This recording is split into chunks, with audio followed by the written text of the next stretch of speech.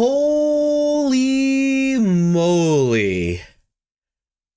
I'm glad Wizards of the Coast is finally listening to us and are shaking up Modern.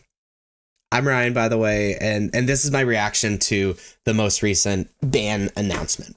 And the big shakeups are in Modern and Legacy, and I want to get to that. Also, Pioneer and Explorer got a banning that doesn't affect the format a ton, but it's Jegantha. So I want to talk about that and then get into the more juicy stuff. So Pioneer, Jegantha the Wellspring is banned. They say, we have mentioned the Pioneer metagame closely since, or we have monitored, the Pioneer metagame closely since our last ban and restricted announcement, and it has looked healthy and diverse, which I agree with. The format has a variety of macro archetypes, and all major decks are well within an acceptable win and play rate. While the deck diversity looks good, we believe Jegantha the Wellspring is hurting the format's diversity by reducing the pool of viable cards for many decks. Jegantha is played in many Pioneer decks, appearing as a companion for most decks that can cast it and don't have key cards that violate its companion restriction.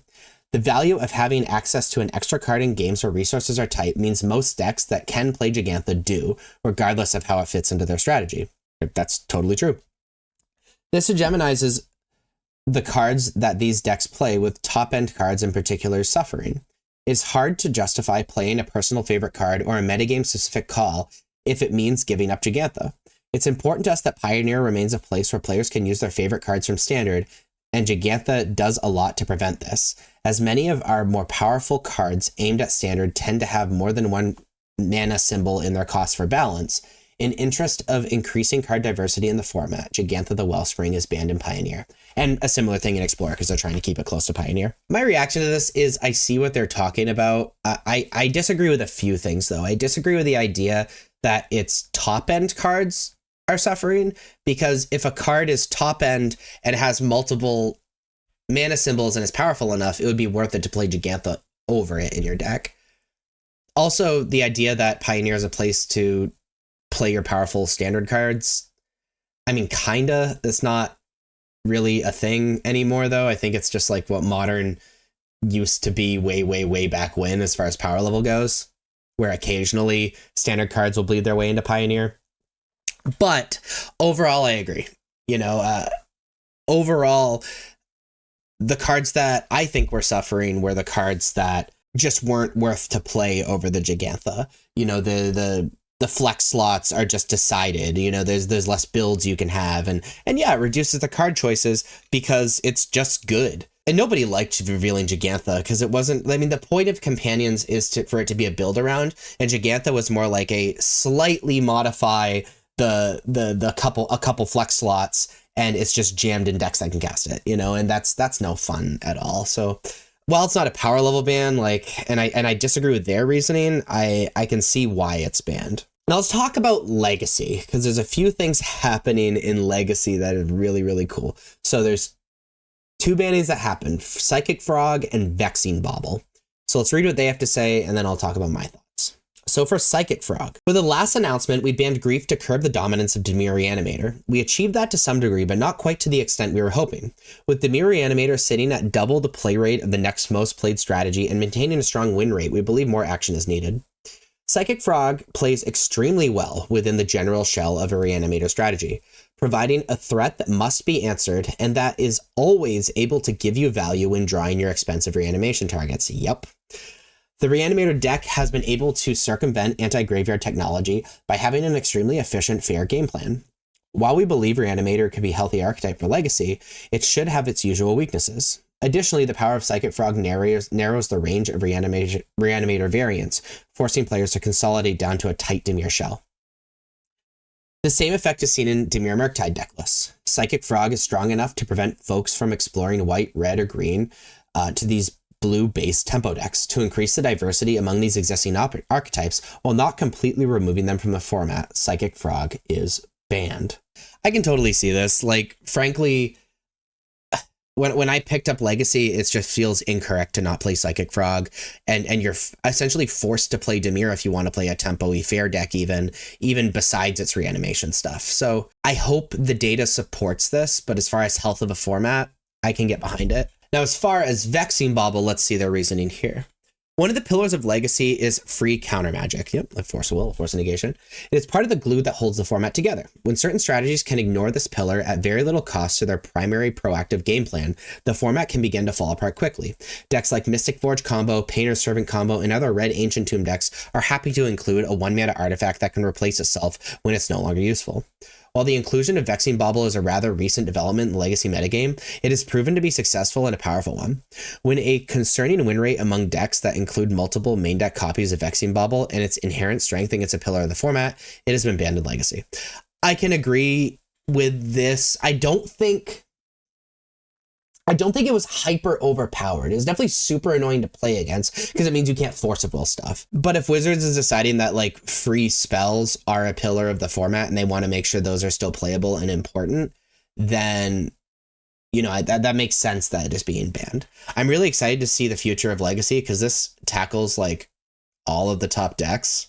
I'm excited to maybe play Delver of Secrets again. Now the Psychic Frog is gone. We'll see. So let's get into the meat potatoes of this ban reaction. Modern. Holy moly. So Modern got totally shaken up. The One Ring is banned, Amped Raptor is banned, Jegantha is banned for a similar reason as Pioneer. We're going to ignore that banning when we talk about it. But even more exciting, Mox Opal is unbanned, Green Sun Zenith is unbanned, Faithess Looting is unbanned, and Splinter Twin is unbanned. That's huge, dude. That's so huge. Oh, okay. So just like the other formats, let's go card by card, see what they have to say, and kind of go from here. So let's start with the bannings. It's no secret that the One Ring has been a large part of the modern metagame since its introduction 18 months ago. That's been 18 months, holy moly. In the August announcement, we had stated there wasn't a dominant One Ring deck and that it appeared to be in a variety of strategies, even popping up in some more fringe archetypes. While it does appear in many different archetypes, it's also solidly become a part of the most dominant strategy in Modern, Boros Energy. The opportunity cost of including the One Ring in nearly any deck is too low, and its presence in events has become tiresome for many players. Acting as a tool for self-preservation and a source of card advantage, it requires no commitment to any particular color. We believe it's clear, as it is to many of you, that Modern would be a more enjoyable format without its inclusion, and thus the One Ring is banned in Modern. Removing the One Ring is certainly a hit to Boros Energy, Modern's most played and most consistently dominant deck, but it also impacts several other strategies. We'd like to ensure that we reduce the overall win and play percentage of Boros Energy directly, though we don't want to eliminate it from the format like we did most recently with Nado Winged Wisdom. We consider many cards in deciding how to knock Boros Energy down a few pegs, with Guide of Souls, Ajani Nakatl Pariah, and Flage Titan of Fire's Fury. Among them, however, we landed on Amped Raptor. Amped Raptor allows for some of the deck's most explosive starts, acting as an energy enabler and a payoff, and often amounting to an extra 1 to 4 mana in the early turns of the game, so Amped Raptor is banned in Modern. I agree with these. This is exactly what I was expecting, to be totally honest with you. The One Ring needed to go. I think the unfortunate part... My camera blinked. I think the unfortunate part about the One Ring being banned, though, is the Tron and Eldrazi decks that like need it. I think it's actually good for and healthy for a deck like that to have. It's really too bad the One Ring wasn't like some waste mana or something, because then it wouldn't be played. And frankly, you know, we see this with like Smuggler's Copter as well. When you have a very powerful artifact that wants to be played in every deck, you know, like Smuggler's Copter when it was banned in Standard, it needs to be banned eventually because every deck is just going to play it. And the One Ring is where it's at there.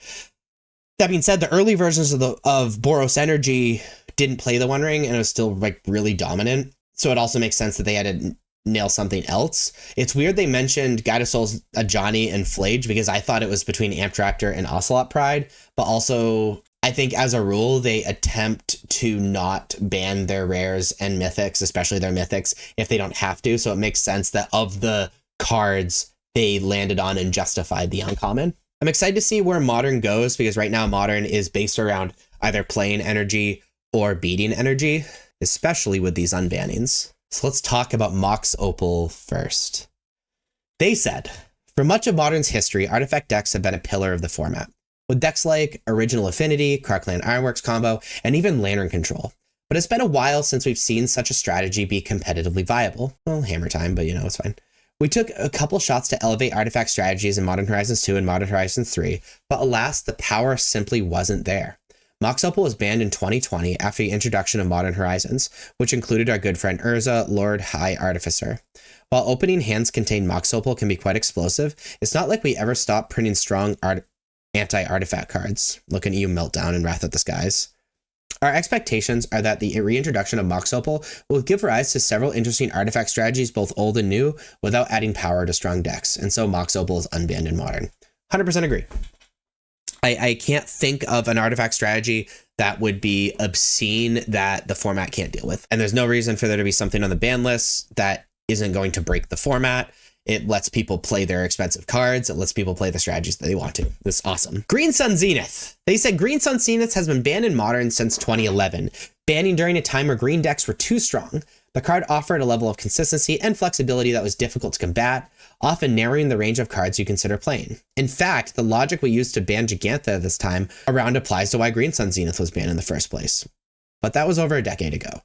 Today's green creature-based decks are few and far between. Even Basking Broodskill combo decks can't use Green Suns to find its namesake, because it's devoid. That's so funny. Oh my god. Yawgmoth combo has basically fallen off the map, while finding Gris the Hunger Tide is nifty. Key cards like Orcish Bowmasters, Yawgmoth Thrawn Physician, and Zulaport Cutthroat are unable to be tutored.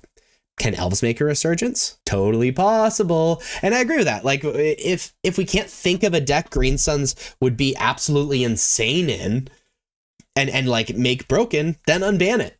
And I don't even know if Yawgmoth can play it.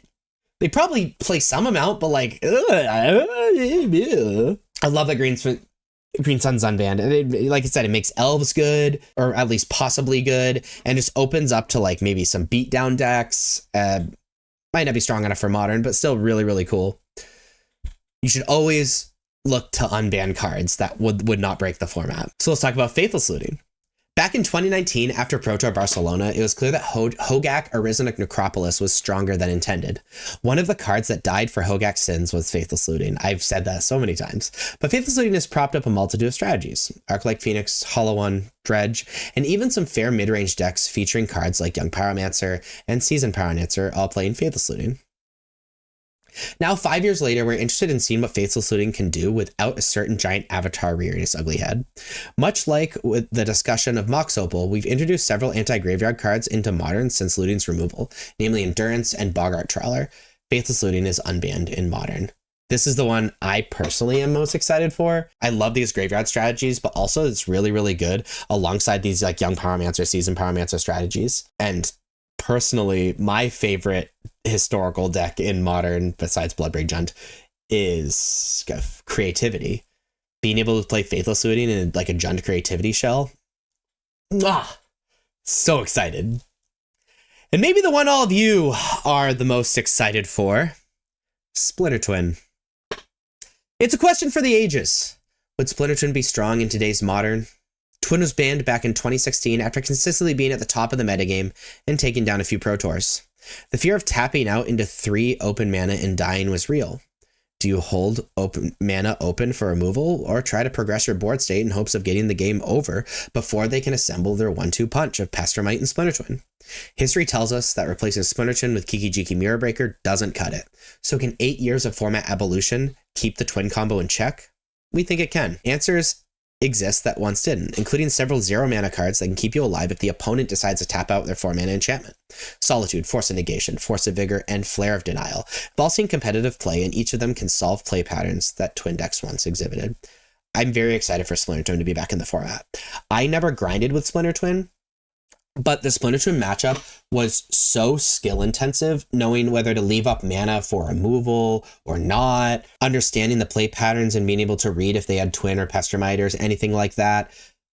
They mentioned some 0 mana interaction. Some of that 0 mana interaction isn't super playable except in the post board, so meh, but I'm really excited for like fair removal spell decks like Jund and stuff maybe popping up in response to Splinter Twin, because those were the decks that were good against Splinter Twin. And so that's very, very exciting. As far as Modern as a whole, I'm so excited for its future. Frankly, I don't think Mox Opal or Green Sun Zenith are going to affect the format much at all, but I really think Faithless Looting and Splinter Twin are going to affect the format. And obviously the One Ring and Amped Raptor being banned are big deals as well. What do you guys think? Let me know in the comments what deck's going to pop up. I'm so excited for Jund Creativity. Oh my god. If you like this video, please be sure to like and subscribe. Check me out on social medias. Links are above me and in the description. And as always, thank you so much for watching. I'll see you next time. Bye-bye.